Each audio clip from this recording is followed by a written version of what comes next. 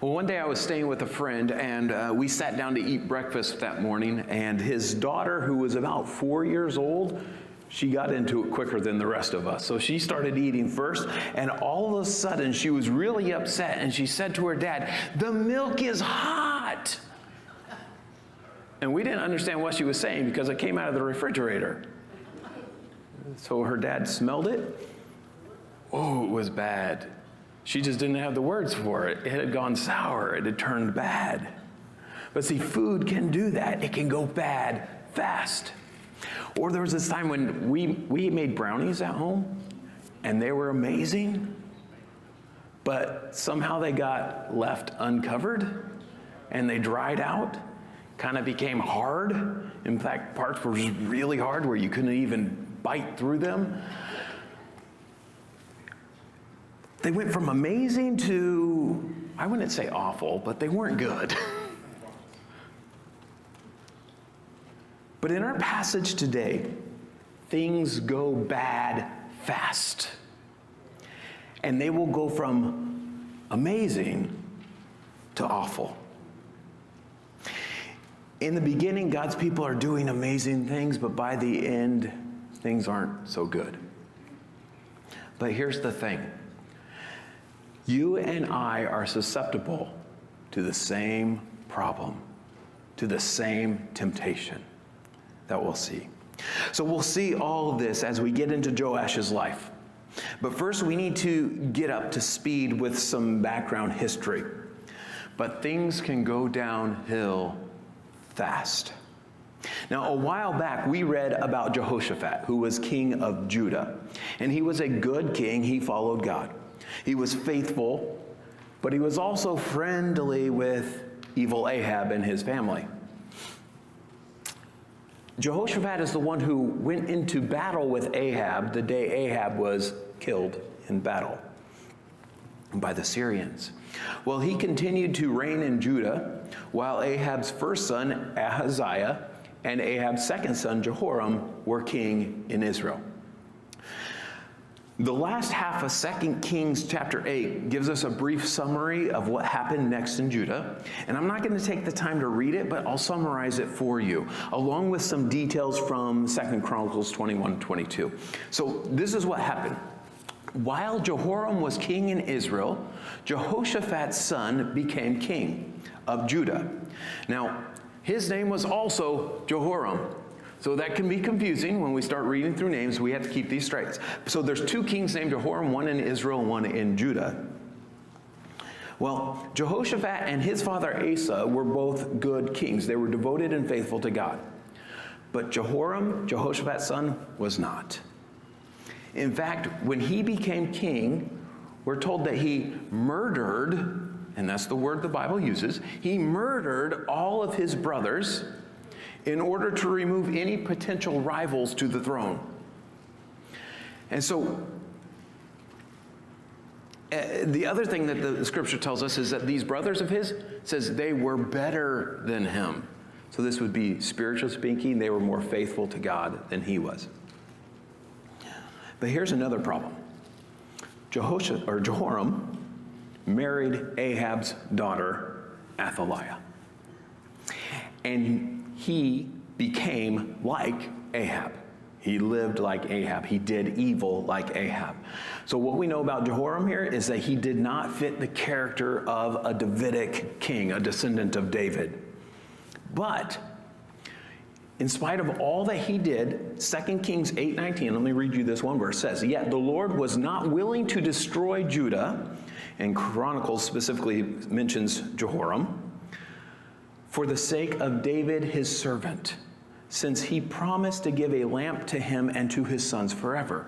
So God had promised David, you will have a descendant to sit on the throne forever. And God refused to kill him because all his brothers were dead. He refused to kill him in order to fulfill that promise. So God let him live and the rest of Judah because he had made a promise to David. But God did judge his sin in three ways. First of all, he gave him an incurable intestinal disease. Secondly, he caused Edom, the nation of Edom, to revolt against the rule of Judah. We've talked about this, how Judah was over them. They had subdued them, but Edom revolted and gained their freedom. And then thirdly, God sent many enemies against Jehoram and against Judah in that time. And so he reigned for 8 years, and then his youngest son, Ahaziah, and yes, that's the same name as the king in Israel, his uncle, probably named after him, but his youngest son, Ahaziah, became king. Now, why his youngest son? Well, because all of Ahaziah's older brothers are dead. They had been killed by the enemies that were constantly attacking Judah at that time. But we're told that Ahaziah, he reigned for a year because he did evil before God. And as we talked about just last week or the week before, he was killed by Jehu. And so that brings us up to speed to where we are, where things are in Judah. So 2 Chronicles 22, we'll start in verse 10. It says, "Now, when Athaliah, the mother of Ahaziah, saw that her son was dead, she arose and destroyed all the royal family of the house of Judah. But Jehoshabeth, the daughter of the king, took Joash, the son of Ahaziah, and stole him away from among the king's sons who were about to be put to death. And she put him and his nurse in a bedroom. Thus Jehoshabeth, the daughter of King Jehoram, and wife of Jehoiada the priest, because she was a sister of Ahaziah, hid him from Athaliah, so that she did not put him to death. And he remained with them 6 years, hidden in the house of God, while Athaliah reigned over the land." So Athaliah, she was Ahab's daughter and Ahaziah's mother, the most recent king's mother. And so that means she was already in an influential position as the queen mother. But then her son dies, and she wants more influence. She wants more power. She doesn't want to lose what she has, and she wants more. She wants to be the actual ruler. So how do you guarantee this? Well, you kill everyone else who's in line for the throne. Everyone else who could possibly, or want to be, or might be expected to take the throne. And so she does that. She goes on a killing spree, and she actually attempted to kill off all the descendants of David. Now, let me point out a couple things about this. First of all, this means that she was murdering even her children and grandchildren. Secondly, and even worse, if you can imagine, even worse, she was opposing the plan and promise of God. Who was a descendant of David and ultimately fulfilled the promise of God to David? Do you know? Jesus. She was attempting to cut off that line completely. So this is a big deal. If she had succeeded in killing off all of David's descendants, God's promise, his plan, would have been stopped, foiled. Of course, we know that that would be impossible. God's plans and God's promises do not fail. So one of Athaliah's daughters, or possibly a stepdaughter through maybe a different wife of Jehoram, we don't know exactly, but this lady, she was married to the chief priest of the time. And she was fully committed to God. And because of her commitment to God and to his promise, her commitment to his promise to David, she risked her life. We need to understand that. This wasn't just some nonchalant thing that she did. She risked her life to do what is right. She put herself between the murderer and her prey. So she risked her life to save this baby. She took Ahaziah's 1-year-old son and hid him in God's temple, in Yahweh's temple. Because this is the one place the pagan queen, wouldn't go. The temple of God. And the baby's name was Joash, and he was kept hidden there for 6 years, and he was raised in the temple. But in the meantime, things in Judah went downhill fast. You see, in less than 10 years, we went from having a godly king in Asa, Jehoshaphat, went from having a godly king to having pagan idolater kings, and then the evil daughter of Ahab ruling Judah, and the near extermination of David's kingly line. But God made a promise, and he will keep it, and he works through his people, and God's faithful people can make a big difference. That's what we see here. Look at chapter 23, verse 1 to 3. It says, but in the seventh year, Jehoiada took courage and entered into a covenant with the commanders of hundreds, Azariah the son of Jehoram, Ishmael the son of Jehohanan, Azariah the son of Obed, Messiah the son of Adiah, and Elishaphat the son of Zichri.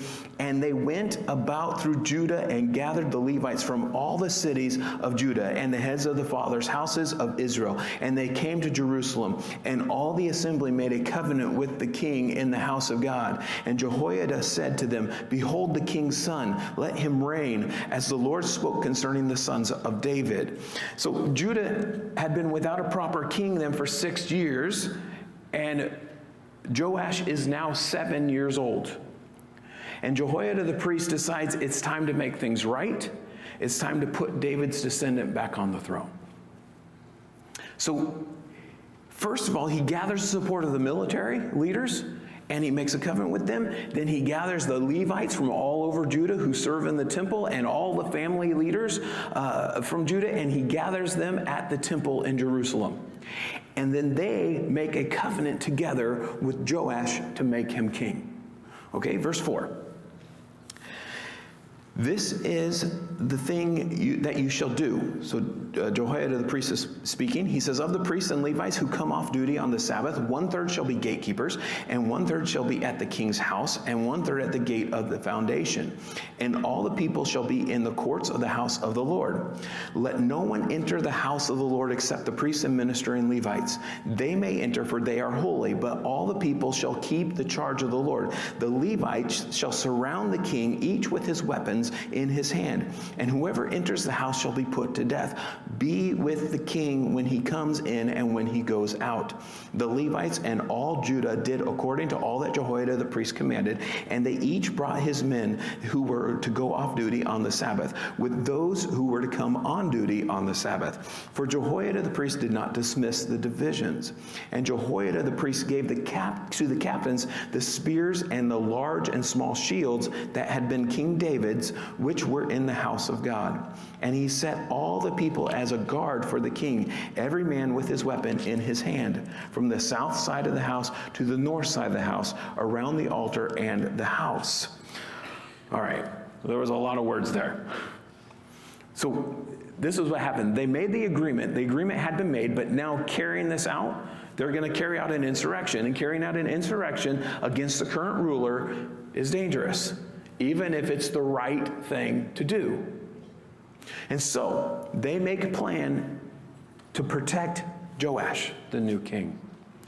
They're going to bring him out and publicly present him as king. And so they assign priests and Levites to different posts. And to avoid suspicion, because there would be so many people around if they did this, to avoid suspicion, they do this at a time when there would normally be a shift change, if you will. So when this group of Levites would be leaving and this would be coming, and they would all be there together, that's when they do it, because it doesn't look wrong. It doesn't look suspicious. Everybody's there. And so all the other people there would also be stationed around the temple as well. And they all have weapons, and it's interesting, it's the old weapons of David's that had been kept there at the temple. But don't miss what he said in verse 6. In verse 6 it said, let no one enter the house of the Lord except the priests and the ministering Levites. They may enter, for they are holy, but the people shall keep the charge of the Lord. See, here's the thing in Jehoiada, even with all of this that's going on, even with all this, on this momentous occasion where Joash is going to become king, Jehoiada is very careful to tell them not to dishonor God. He says, you be careful, you don't dishonor God. Only those who were consecrated, who have been ritually cleansed, who were holy or purified were allowed to enter the temple. He says, everyone else, you be careful, don't do it. See, because you could just lose your head and think, hey, and all the excitement, and you just run it. Don't do it. You don't dishonor God that way. So verse 11, he says, then they brought out the king's son and put the crown on him and gave him the testimony, and they proclaimed him king, and Jehoiada and his sons anointed him, and they said, long live the king. So there's no more hiding. Once everyone is in place, they bring Joash out and they publicly crown him and proclaim him as king. Now, as part of that coronation, they give him a copy of God's law. The testimony, they give him a copy of the law, which is a good thing, because in Deuteronomy, in fact, they were told that Moses says that the king is supposed to make his own copy of the law. And then he's supposed to read it all his days. And this was to ensure that he knew God's law. All of it. He's read it all because he copied it all, and then he reads it. So he knows it and he lives by it. And so Jehoiada is setting up this new king to live and reign well as God's leader of God's people. Keep reading verse 12. When Athaliah heard the noise of the people running and praising the king, she went into the house of the Lord to the people. And when she looked, there was the king standing by his pillar at the entrance, and the captains and the trumpeters beside the king, and all the people of the land rejoicing and blowing trumpets, and the singers with their musical instruments leading in celebration. And Athaliah tore her clothes and cried, treason, treason.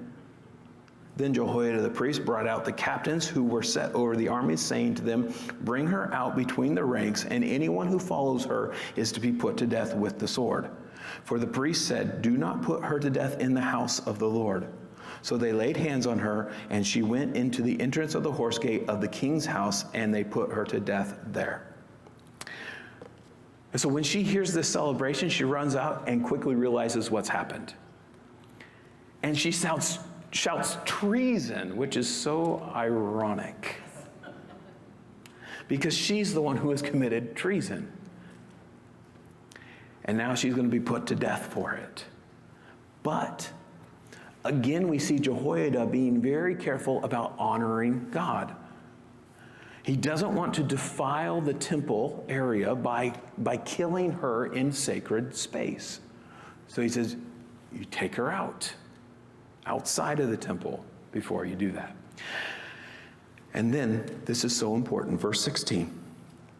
And Jehoiada made a covenant between himself and all the people and the king that they should be the Lord's people. You see, in all of this, Jehoiada is saying, we need to do things right. We need to live right. You see, the Davidic king is now in place, but there's still more to settle here. Jehoiada leads the people and the king in making a covenant to be committed and faithful to God. He says, this is what's most important. You see, they not only need a proper king, they need to orient their life around God. And so this is an opportunity for them to do this, and this is a call for spiritual renewal. Verse 17. Then all the people went to the house of Baal and tore it down.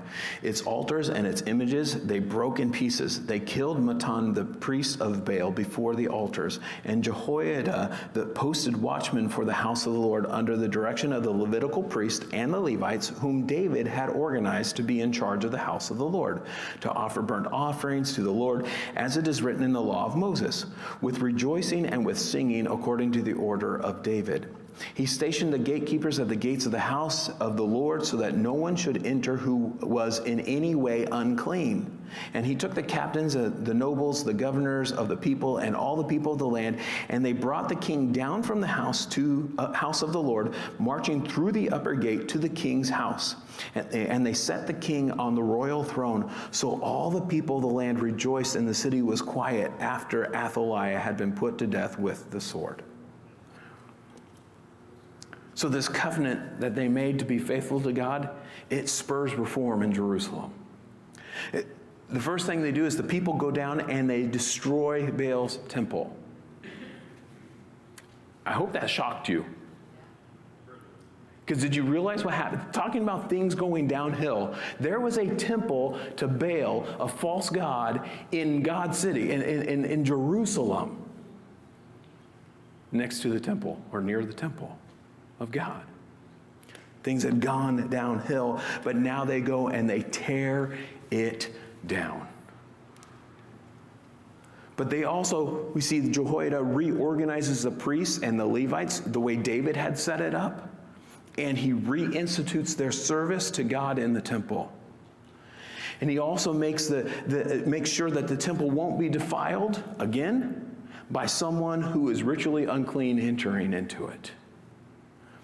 And only then, after the religious reforms have taken place, then they took the king into his palace and set him on his throne.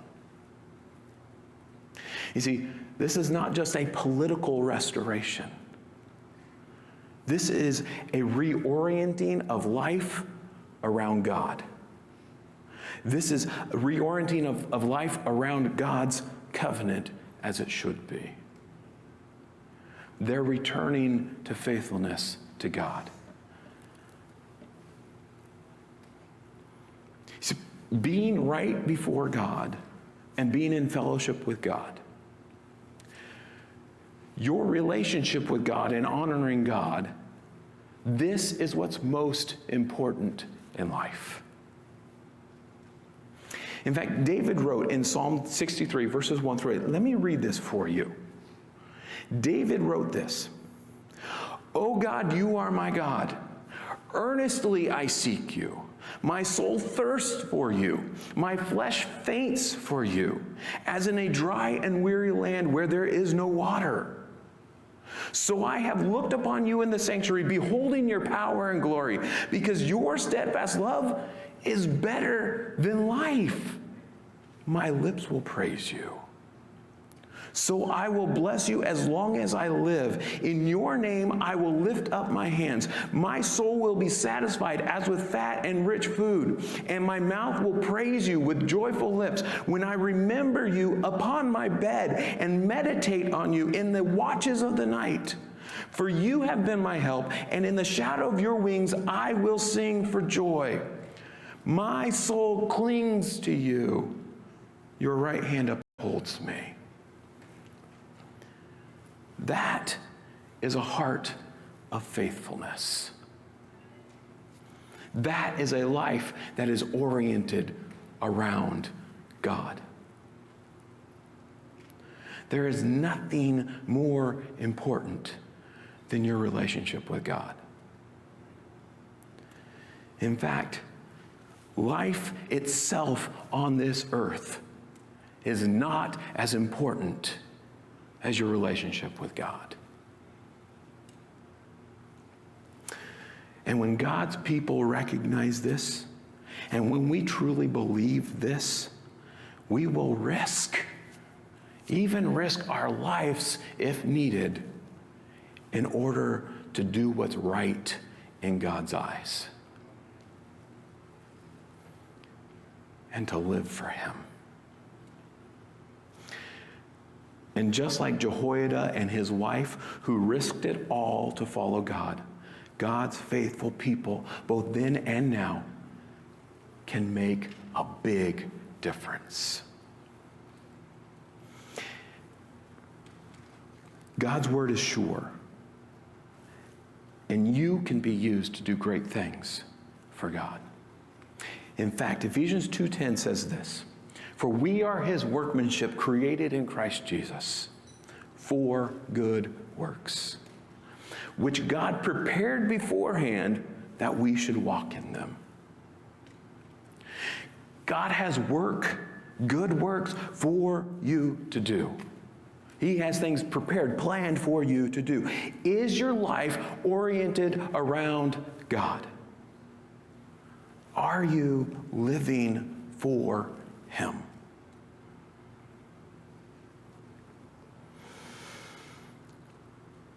Well, Joash's story isn't done. There's more good, and then there's bad. And it all hinges on who he listens to. Be careful who you listen to. Look, chapter 24, verse 1. It says, when Joash was 7 years old when he began to reign, Joash was 7 years old when he began to reign, and he reigned 40 years in Jerusalem. His mother's name was Zibiah of Beersheba, and Joash did what was right in the eyes of the Lord all the days of Jehoiada the priest. Jehoiada got for him 2 wives, and he had 2 sons and daughters. After this, Joash decided to restore the house of the Lord. And he gathered the priests and the Levites and said to them, go out to the cities of Judah and gather from all Israel money to repair the house of your God from year to year, and see that you act quickly. But the Levites did not act quickly. So the king summoned Jehoiada the chief priest and said to him, why have you not required the Levites to bring in from Judah and Jerusalem the tax levied by Moses, the servant of the Lord, and the congregation of Israel for the tent of testimony? For the sons of Athaliah, that wicked woman, had broken into the house of God and had used all the dedicated things of the house of the Lord for the Baals. So the king commanded, and they made a chest and set it outside the gate of the house of the Lord. And proclamation was made throughout Judah and Jerusalem to bring in for the Lord the tax that Moses, the servant of God, laid on Israel in the wilderness. Okay, so when Joash first became king, he was a very young boy, and he wasn't able to rule on his own. A 7-year-old is not able to rule a nation. Okay? So he needed help from Jehoiada and the other leaders who had made that covenant with him. And so they help him. And under the priest's guidance, Joash learns about living for God and wants to live to honor God, and he did well. But the temple had been neglected under Athaliah and the 2 previous kings, and not only that, but they had been raided, and they had taken all of the instruments and the bowls and the dish things that were used in the worship of God, and they were taken and used in the evil Baal worship. And so he decides, we need to repair the temple, but there's no money to do it. So he tells the Levites to collect this tax. And you might be saying, what tax is he talking about? This probably refers to the half-shekel tax that was given to ransom the firstborn of every family. If you remember, back in the Passover, when Israel was in Egypt, and God told them to put the blood over the doorpost, and the firstborn of all the Egyptians died, and the firstborn of everyone who was in a house with the blood over the doorpost was passed over and lived. God said, now the firstborn belongs to me. But then God chose the Levites to serve in the temple rather than the firstborn of every family. He chose the tribe of Levi. And because of that, then the firstborn of every family then paid a ransom, which kind of supported the Levites. Okay? So this is probably what he's talking about here, that tax that they were to bring in. But for some reason, he tells the Levites to do that, and they don't do it. And so he confronts Jehoiada the priest. Then at that point, Joash puts a new plan in motion, and I think this may have been suggested by Jehoiada. Maybe he went to Jehoiada and said, what's going on? Why isn't this happening? And Jehoiada said, maybe this is a better plan. And so, but this is what he does. He has a chest made, and he sets it there at the gate of the temple so people could just drop their money in when they come to worship. Well, look what happens. Verse 10. And all the princes and all the people rejoiced and brought their tax and dropped it into the chest until they had finished. And whenever the chest was brought to the king's officers by Levites, when they saw that there was much money in it, the king's secretary and the officer of the chief priest would come and empty the chest and take it and return it to its place. Thus they did day after day and collected money in abundance. And so the people were happy to give their money. You don't usually hear people happy about giving a tax. But here they are because they're giving their offerings to God. And so they brought this tax in, and 2 Kings tells us that they brought other offerings as well. And they bring so much that the chest has to be emptied over and over again, several times. The people are excited to generously give to God. Well, in then verses 12 to 14, it tells us that they collected enough to pay for all of the work of the temple. And they made new tools and utensils as well for the use in sacrifices. And so the temple was brought back to the condition of Solomon's day. And now it's ready to be used for the sacrifices again. So proper temple worship is reinstated. And this all happened under Jehoiada and his priesthood. Jehoiada clearly had a huge impact on Joash. Jehoiada raised him and taught him and mentored him and helped him. And Joash did great things as long as he was listening to the priests. But if you caught back in verse 2, it says Joash did what was right in the eyes of the Lord all the days of Jehoiada the priest. You see, this is a positive statement with some sad foreshadowing. He did great as long as the priest was there. Look at verse 15. But Jehoiada grew old and full of days and died. He was 130 years old at his death, and they buried him in the city of David among the kings because he had done good in Israel and toward God and his household. So we're told here that Jehoiada lived a long life. He was blessed by God. He was a great man of God. In fact, he was so important and influential in holding Judah together and restoring the Davidic king and restoring the temple that he was buried with the kings. Now, he's the only person other than kings that is said to have been buried with the kings. So he had a huge impact on Judah as a whole, and because he had directed, his huge impact on Judah as a whole was because he had directed the king and directed people to commit to God and to faithfully worship him. And it was his influence that turned things around in Judah. But you'll notice that this summary of Jehoiada's life starts with the word but. Because it's his death is the turning point. Everything was going great, but then Jehoiada dies. Sadly, once his influence is gone, things don't go so well, and the people don't remain faithful. Look at verse 17. Now, after the death of Jehoiada, the princes of Judah, in other words, just the leaders of Judah, came and paid homage to the king. They came to honor him. They came to praise him. Then the king listened to them. In other words, they buttered him up, and he listened to them. And they abandoned the house of the Lord, the God of their fathers, and served the Asherim and the idols. So they quit worshiping God in the temple, and they started worshiping false gods. Maybe not Baal, but other idols at this point. And wrath came upon Judah and Jerusalem for this guilt of theirs. In other words, God is angry, and he is going to bring judgment. He sent prophets among them to bring them back to the Lord.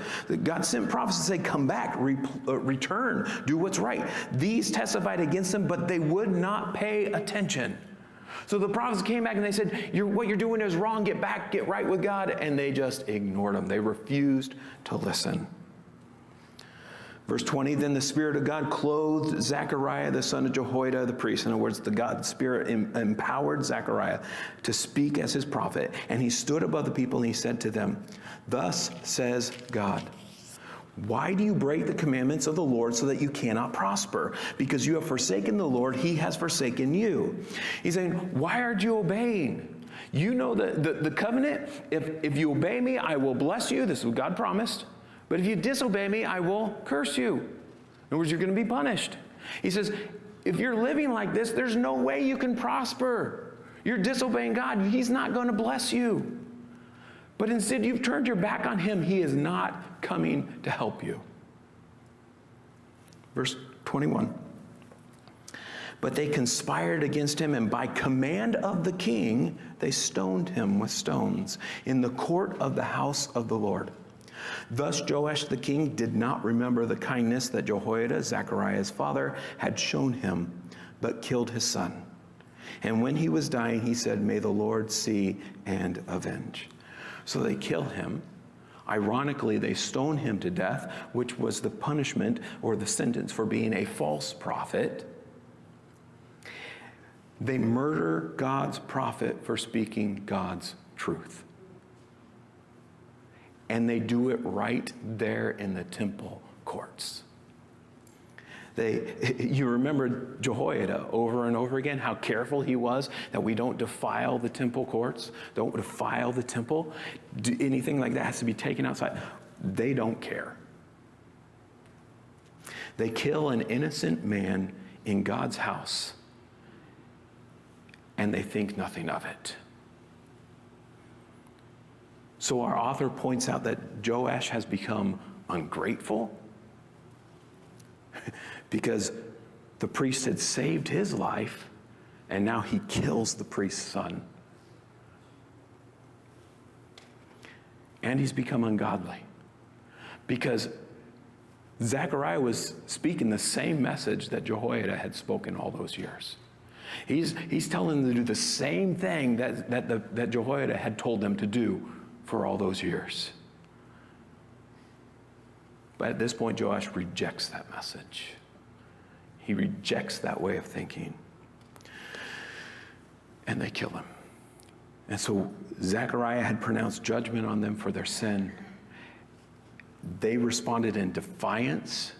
And as he was dying, he calls on God to repay them for their evil. In other words, judgment is coming. Verse 23. And at the end of the year, the army of the Syrians came up against Joash. They came to Judah and Jerusalem and destroyed all the princes of the people from among the people and sent all their spoil to the king of Damascus, that's in Syria. Though the army of the Syrians had come with few men, the Lord delivered into their hand a very great army, because Judah had forsaken the Lord, the God of their fathers. Thus they executed judgment on Joash, which is such an interesting statement, because we've read many times about God helping Jerusalem or Israel or Judah when their army is smaller to defeat a much larger army. Here it's working the other way around, because God is judging them for their sin. Verse 25, when they had departed from him, leaving him severely wounded, speaking of Joash, his servants conspired against him because of the blood of the son of Jehoiada the priest, and killed him on his bed. So he died, and they buried him in the city of David, but they did not bury him in the tombs of the kings. Those who conspired against him were Zabad, the son of Shemith, and the Ammonite, and Jehozabad, the son of Shimrith, the Moabite.